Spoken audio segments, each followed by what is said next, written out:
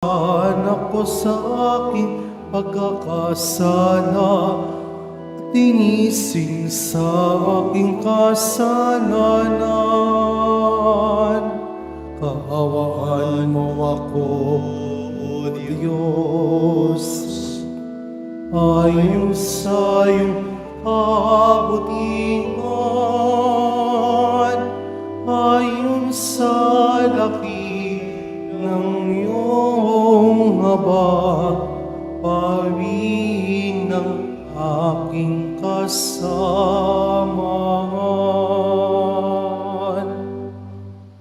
Simulan po natin ang pagdiriwang sa ngalan ng Ama at ng Anak at ng Espiritu Santo. Amen. Ang pagpapala ng ating Panginoong Jesucristo, ang pag-ibig ng Diyos Ama at ang pakikipagkaisa ng Espiritu Santo naway sumainyong lahat. At sumaiyo rin. Mga kapatid, tayo pong lahat ay nagkakatipon bilang isang mag-anak ng Diyos sa pagdiriwang ng banal na Eukaristiya. At upang tayo po ay maging karapat-dapat gumanap sa banal na pagdiriwang na ito, alalahanin po natin ang ating mga pagkukulang at nagawang pagkakasala at buong kababaang loob tayong humiling ng awa at pagpapatawad mula sa Diyos.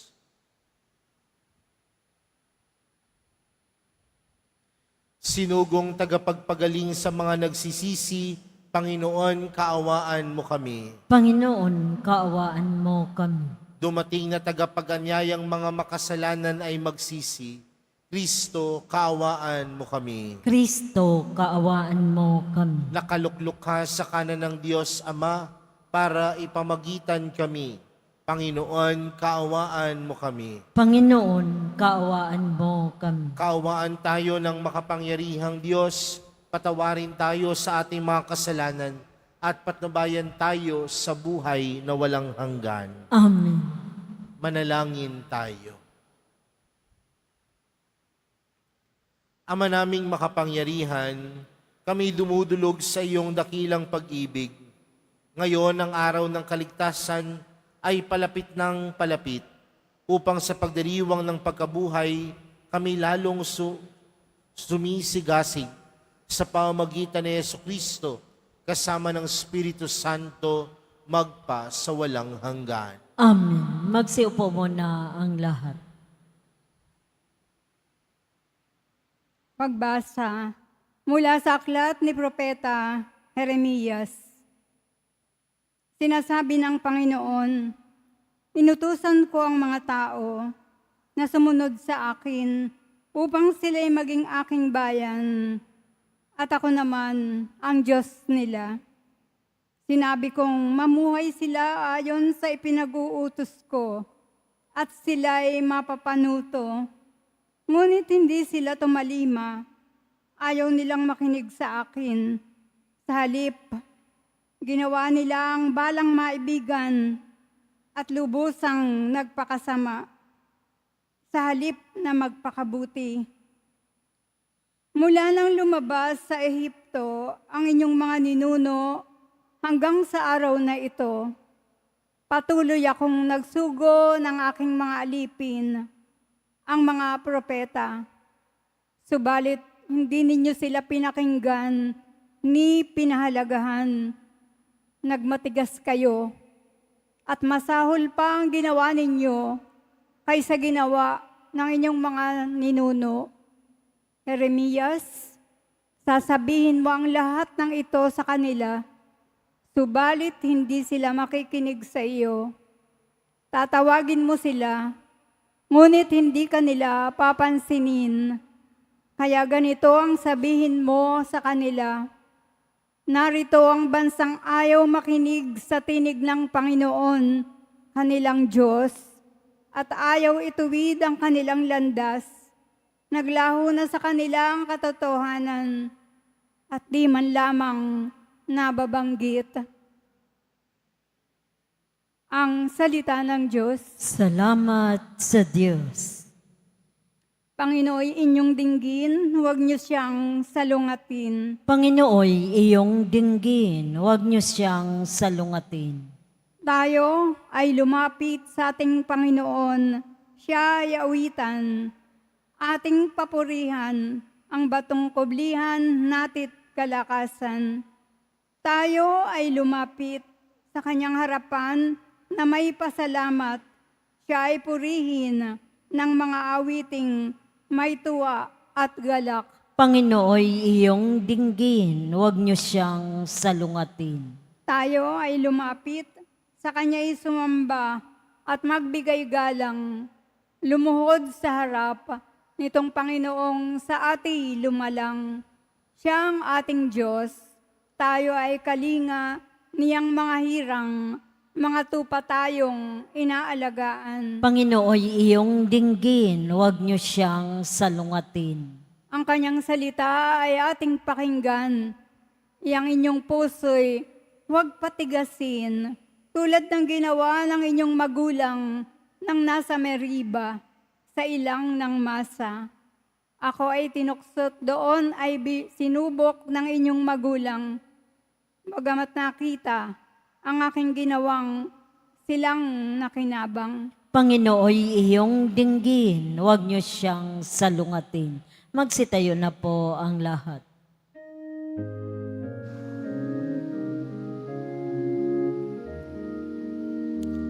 Nagpupuri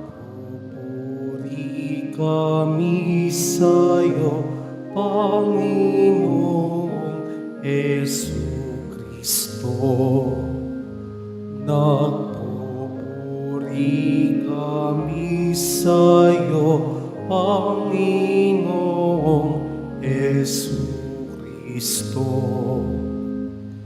Magsisi tayong mataos, halinang magbalik loob sa mapagpatawad na Diyos.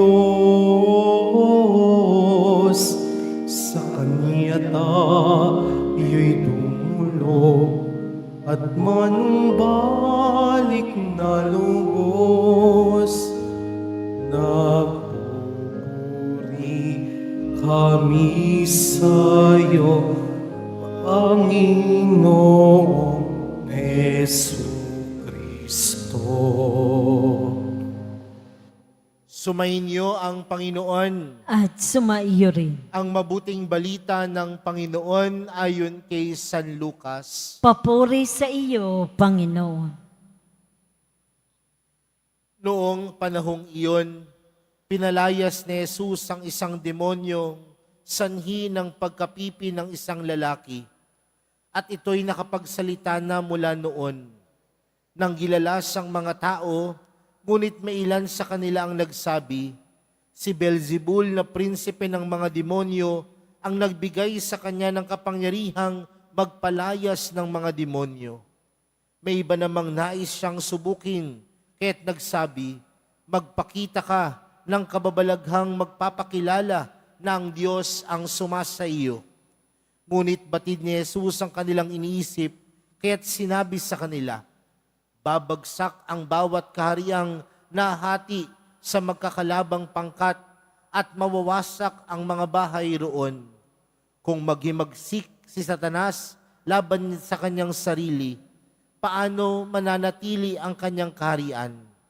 Sinasabi ninyong nagpapalayas ako ng mga demonyo sapagkat binigyan ako ni Beelzebul ng kapangyarihang ito.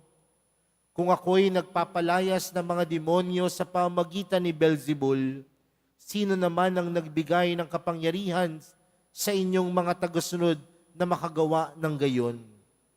Sila na rin ang nagpatunay na maling-mali kayo. Ngayon, kung ako'y nagpapalayas ng mga demonyo sa pamamagitan ng kapangyarihan ng Diyos, nangangahulugang dumating na sa inyo ang paghahari ng Diyos. Kapag ang isang taong malakas at nasasandatahan ay nagbabantay sa kanyang bahay, malayo sa panganib ang kanyang ari-arian. Ngunit kung salakayin siya at talunin ng isang taong higit na malakas, sasamsamin nito ang mga sandatang kanyang inaasahan at ipamahagi ang ari-ariang inagaw. Ang hindi panig sa akin ay laban sa akin, at nagkakalat ang hindi tumutulong sa aking mag-ipon. Mga kapatid, ang mabuting balita ng Panginoon. Pinupuri ka namin, Panginoong Hesus Kristo. Magsiupo muna ang lahat. Magandang tanghali po sa inyong lahat.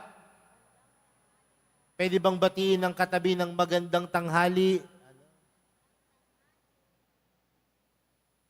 Mga kapatid, ang Diyos ay laging nag-aanyaya sa atin upang patunayan natin ang ating likas na kabutihan sa ating sariling buhay. Laging may panawagan ng Diyos na ilabas natin ang likas na kabutihan ng ating mga sarili. Kaya nga kung mapapansin po natin, ang Diyos lagi ay gumagawa ng paraan upang tayo ay magpakabuti. Ang Diyos lagi ang gumagawa ng paraan upang tayo, kapag tayo ay nagkakasala, magbalik loob sa Kanya. Upang tayo mailabas ang tunay na pagkabuti natin bilang mga tao. Naniniwala po ba kayo na kayo ay mabuti?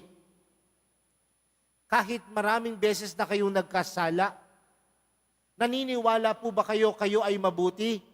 Kahit maraming pagkakataon na sa buhay natin na tinalikuran natin ng Diyos, tandaan mo mga kapatid, likas tayong mabuti. Likas tayong may kabutihan sa ating mga puso. Kaya nga ang Diyos, tandaan din po ninyo, lagi siyang gagawa ng paraan upang tayo'y maging mabuti at upang tayo'y laging magpakabuti. Kaya nga kung mapapansin po natin, doon po sa ating unang pagbasa, sa kwento po ni Propeta Jeremias, ano ang sabi sa kanya ng Panginoon? Pumunta ka sa bayang iyon, ipahayag mo na sila ay dapat nang magsisi. Pero alam din ng Diyos, sabi niya kay Propeta Jeremias, hindi sila makikinig sa iyo, matigas ang kanilang ulo. Pero binigyan pa rin ng inspirasyon, binigyan pa rin ng lakas ng loob si Propeta Jeremias para pumunta sa nayon na yon, sa bayan na yon, at ipaalala sa kanila na sila ay milikas na kabutihan. Kaya nga mga kapatid, dapat sa buhay po natin, kung alam natin na tayo ay milikas na kabutihan, ano po ang hamon sa atin? Lagi natin dapat dinggin ang panawagan ng Diyos. Kung tayo ay milikas na kabutihan, ang dinidinig natin sa lahat ng oras at pagkakataon ay ang tinig ng Diyos. Kaya nga napakaganda po nung Salmo Responsorio natin. Sabi po doon sa Salmo Responsorio natin, Panginooy inyong dinggin, huwag niyo siyang salungatin. Pakinggan natin ang Diyos, huwag nating salungatin ang panawagan ng Diyos dahil ang gusto lamang ng Diyos yung mabuti sa atin. Ang gusto lamang ng mahal na pong Jesus sa Nazareno na tayo mailabas at may pakita ang tunay na likas na kabutihan ng ating pagkatao, ng ating mga puso at ng ating kalooban. Mga kapatid, may mga pagkakataon naman po na tayo ay nagkakamali. May mga pagkakataon naman po na tayo ay nagkakasala. Minsan po, doon po sa paaralan, may nahuli po akong isang estudyante. Hindi po siya gumagawa ng tama. Meron po siyang kapalpakan na nagawa. Inakbayan ko ho yung bata. Ang sabi ko sa bata, bakit mo nagawa yun, iho? Alam niyo po kung anong sagot sa akin ng bata? Father, nagawa ko po kasi yun kasi akala ko po walang nakakakita sa akin. Akala ko po walang nakakakitang teacher sa akin. Akala ko po hindi po ninyo ako makikita. Di ba maraming pagkakataon sa buhay natin, bakit tayo nagkakasala? Bakit tayo nagkakamali? Bakit tayo tumatalikod sa Diyos? Dahil akala natin wala namang nakakakita. Pero mga kapatid, kung likas sa kalooban natin ang kabutihan, at likas sa puso natin ang pagsunod sa Diyos, ano ang dapat nating ginagawa? May nakakakita man o wala, ang mabuti. May nakakakita man o wala, ang likas sa puso natin, kabutihan. Ang likas sa kalooban natin, mabuti. Kaya mga kapatid wala man makakita sa inyo, may makakita man sa inyo, sikapin pa ding pumanig sa Diyos. Sabi ni Jesus sa ating ebanghelyo, ang hindi panig sa akin ay laban sa akin. Kung panig tayo sa Diyos, likas ang kabutihan sa ating puso. Kung panig tayo sa Diyos, may nakakakita man o wala, kabutihan ang nananaig. Kabutihan at mabuti ang nagagawa. Madali po ba ito? Hindi. Maraming temptasyon, maraming tukso, maraming pagsubok. Pero alam natin, hindi tayo pababayaan ng Diyos. Hindi tayo pababayaan ng mahal na pong Jesus Nazareno.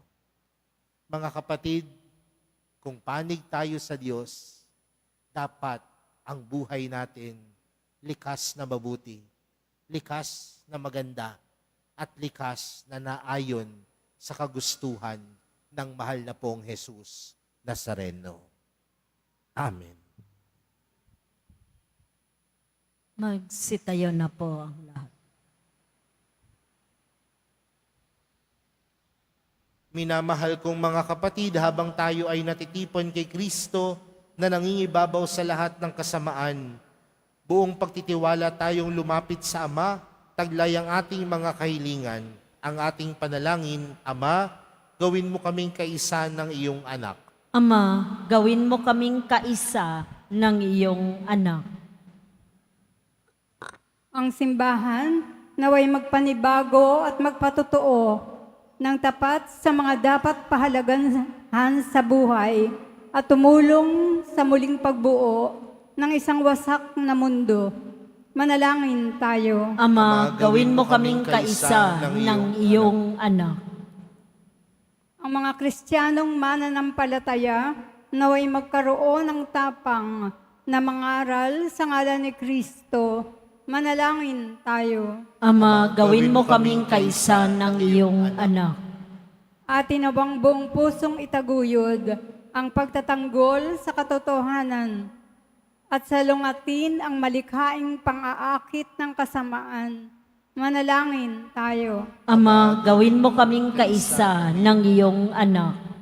Ang mga may sakit at may karamdaman naway paginhawahin ang pag-ibig ng Diyos na kanilang nararanasan sa pangangalaga ng mga taong kumakalinga sa kanila.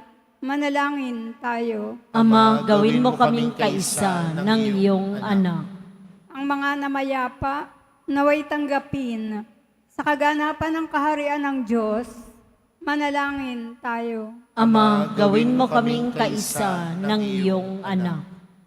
Ama naming makapangyarihan, sa paghandog namin ng mga panalangin, pinasasalamatan ka namin dahil sa iyong anak na tumubos sa kasalanan at kamatayan, na nabubuhay at naghahari magpa sa walang hanggan. Amen. Magsiupo muna.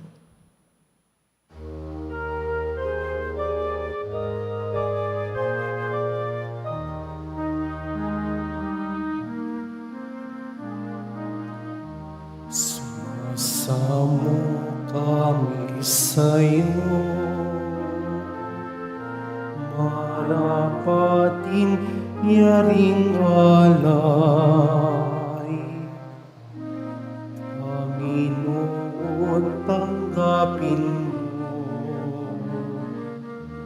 itong malak at tinapay.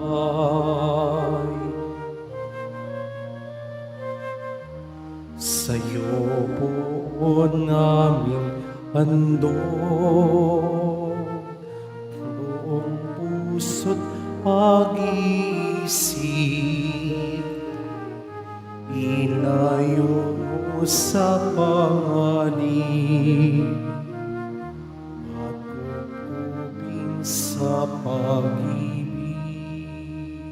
Magsitayo na po ang lahat. Manalangin po kayo mga kapatid upang ang paghahain natin ay kalugdan ng Diyos, amang makapangyarihan. Tanggapin nawa ng Panginoon itong paghahain sa iyong mga kamay sa kapurihan niya at karangalan sa ating kapakinabangan at sa buong sambayanan niyang banal. Ama naming lumikha, upang iyong kalugdan ng aming mga alay, dalisayin mo kami sa lahat ng kasalanan at huwag mong ipahintulot na kami masilaw ng kinang ng mga huwad na kaligayahan, kundi itaguyod mo kami ng aming makamtan ang iyong pangakong gantimpalang lantay sa pamamagitan ni Jesucristo kasama ng Espiritu Santo magpa sa walang hanggan. Amen. Sumainyo ang Panginoon. At sumaiyo rin. Itaas sa Diyos ang inyong puso at diwa. Itinaas na namin sa Panginoon. Pasalamatan natin ang Panginoong ating Diyos. Marapat na siya ay pasalamatan. Ama naming makapangyarihan, tunay ngang marapat na ikaw ay aming pasalamatan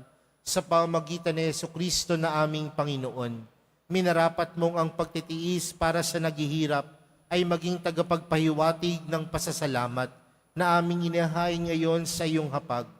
Ang iyong anak ay ulirang tagabigay ng pagsasaluhan sa mga nagugutom at nauuhaw. Sa pagsunod namin sa giliw mong anak, ang pagkamawain mo ay aming ginaganap upang ang pag-iimbot ay mapawing lahat sa aming pag-uugali at gawaing binabalak. Kaya kaisa ng mga anghel na nagsisiawit ng papuri sa iyo, nang walang humpay sa kalangitan, kami nagbubunyi sa iyong kadakilaan. Santo, Santo, Santo, Panginoong Diyos ng mga hukbo, napupuno ang langit at lupa ng kadakilaan mo. Usana sa kaitaasan. Pinagpala ang naparirito sa ngalan ng Panginoon. Usana sa kaitaasan. Magsiluhod po ang lahat. Ama naming banal, ikaw ang bukal ng tanang kabanalan. Kaya't sa pamagitan ng iyong Espiritu, gawin mong banal ang kaloob na ito upang para sa aming maging katawan at dugo ng aming Panginoong Hesukristo. Bago niya pinagtiis ang kusang loob na maging handog, hinawakan niya ang tinapay, pinasalamatan kaniya, pinaghati-hati niya iyon, iniabot sa kanyang mga alagad at sinabi, tanggapin ninyong lahat ito at kanin, ito ang aking katawan na ihahandog para sa inyo.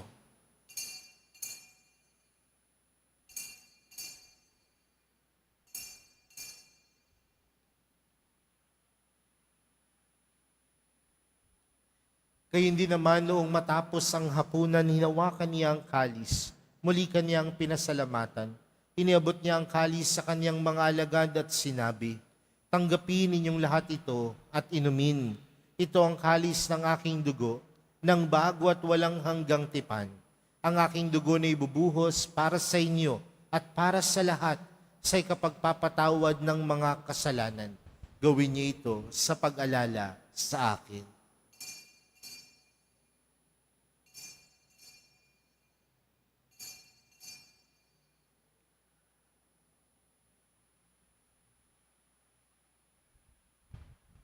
Ipagbunyi natin ang misteryo ng pananampalataya.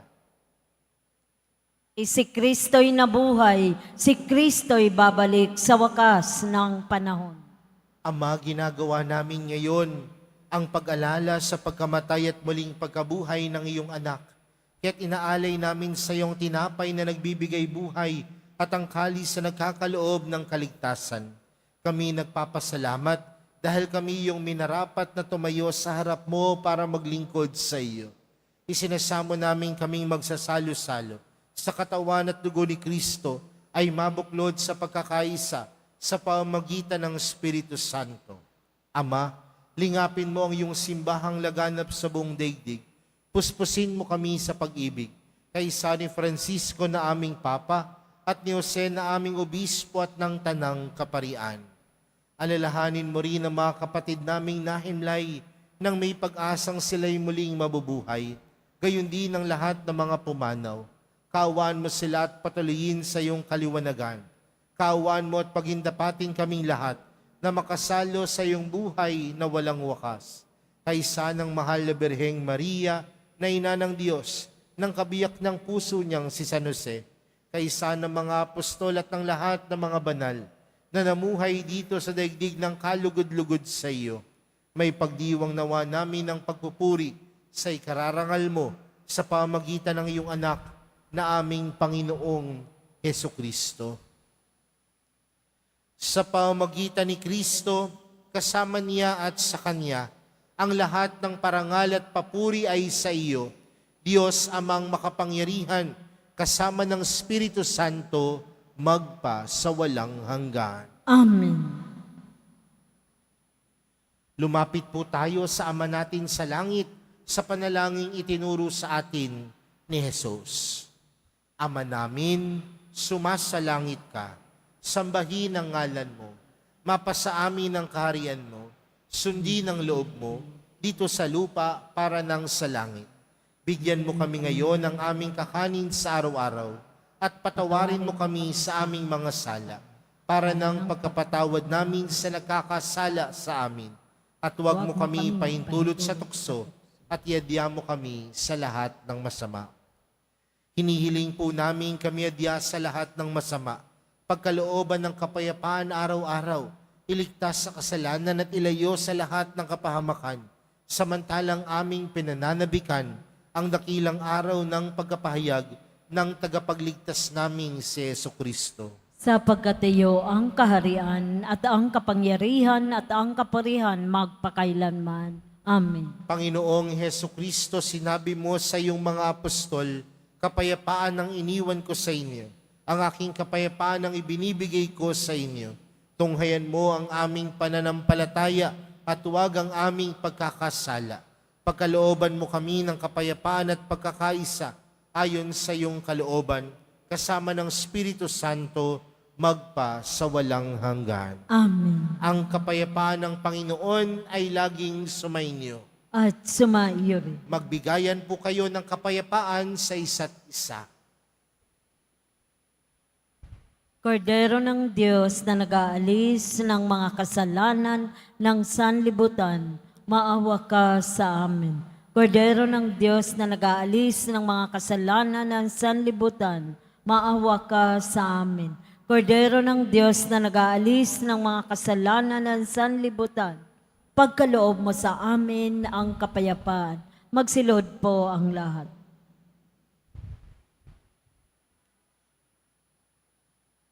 Narito po si Jesus, ang kordero ng Diyos. Siyang nag-aalis ng kasalanan ng sanlibutan, mapalad ang mga inaanyayahan sa kanyang piging. Panginoon, hindi ako karapat-dapat na magpatuloy sa iyo, ngunit sa isang salita mo lamang ay gagaling na ako.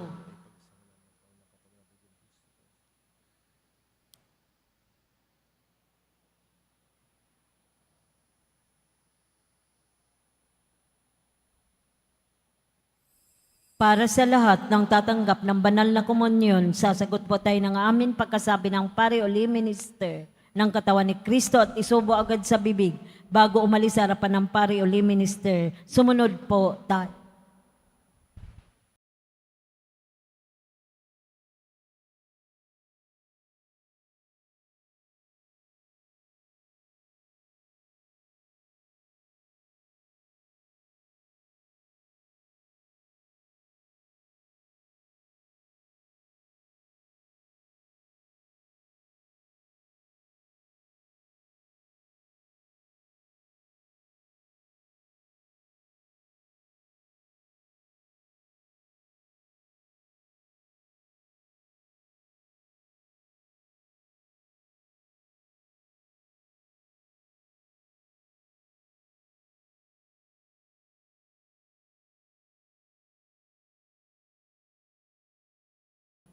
Manalangin po tayo. Ama naming mapagmahal, kaming pinapagsalo mo sa banal na paikinabang ay iyong tulungang may sa loob at may sa katuparan ang iyong pagliligtas na aming ipinagdiriwang sa pamamagitan ni Jesucristo kasama ng Espiritu Santo magpa sa walang hanggan. Amen. Sumainyo ang Panginoon. At sumaiyo rin. Mahal na pong Jesus Nazareno, inihayag mo sa pamamagitan ng krus ang walang maliw na pag-ibig ng Diyos sa sangkatauhan. Pakinggan mo ang kahilingan lalo na para sa mga nangangailangan ng iyong tulong at awa. Makamtanawa namin ang iyong kasagutan na may utang na loob na tinatanaw. Basbasan din po ninyo itong mga imahen at dasalan upang lalo kaming manalangin at magtiwala. Sa pamamagitan ng bendisyon na ito, naway lalo kaming maging mapaglingkod, masunurin at tapat sa iyo na aming malwalhating Panginoon magpa sa walang hanggan. Amen. At pagpalain po kayong lahat ng makapangyarihang Diyos, Ama, Anak, at ng Espiritu Santo. Amen. Humayo po kayong taglayang kapayapaan ng Poong Jesus Nazareno. Salamat sa Diyos.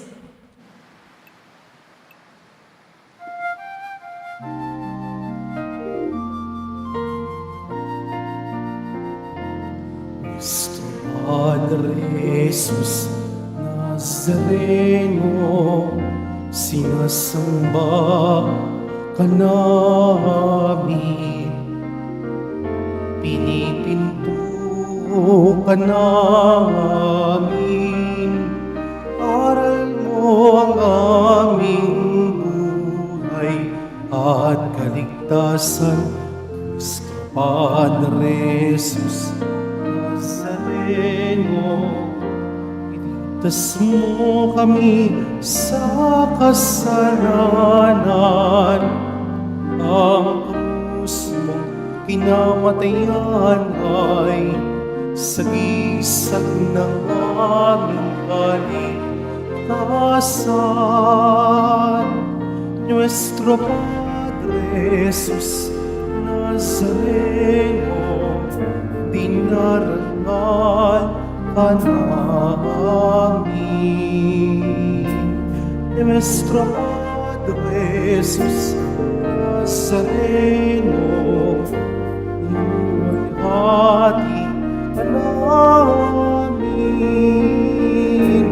Nuestro Padre Jesus Nazareno, dinarangal ka namin.